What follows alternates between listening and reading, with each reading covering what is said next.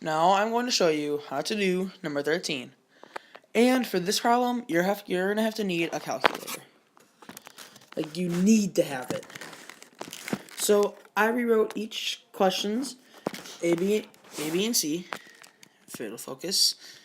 So I had a little more room to show my work. Now I got my calculator right here. So for this one, since it's the tangent of 25 equals x over 12, you're going to want the x in the numerator. That's good. But to solve for x, you're going to have to multiply. So you're going to want to get rid of this 12. So to do that, you multiply by 12 on each side. 12 times the tangent of 25. So then in your calculator, you want to do 12 times the tangent of 25, like that. 12 times tangent of 25. And you would get 5.59. So if you go 12 times the tangent of 25 degrees, I got 5.59. And then the directions say round to the nearest tenth. So the 9 would round the 5 to a 6. So it'll go 5.6. And that should be for A. That's your answer for A. Now for B.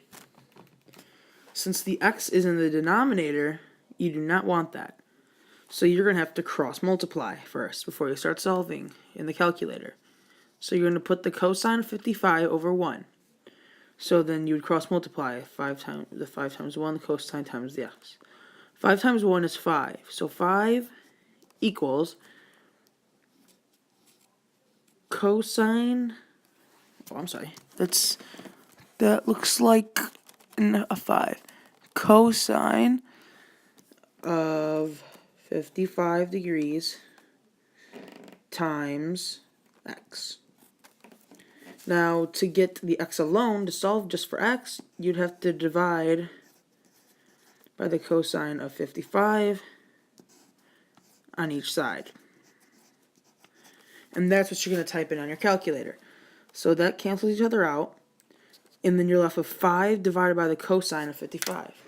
So in your calculator, you're going to type in 5 divided by the cosine of 55, like that. And then you should get 8.71. So if I'm going to show more work, I'm going to go 5 divided by the cosine of 55 degrees equals, I got 8.7. 8.71. And then you'd round that, since the 1 doesn't change the 7, it would just be 8.7.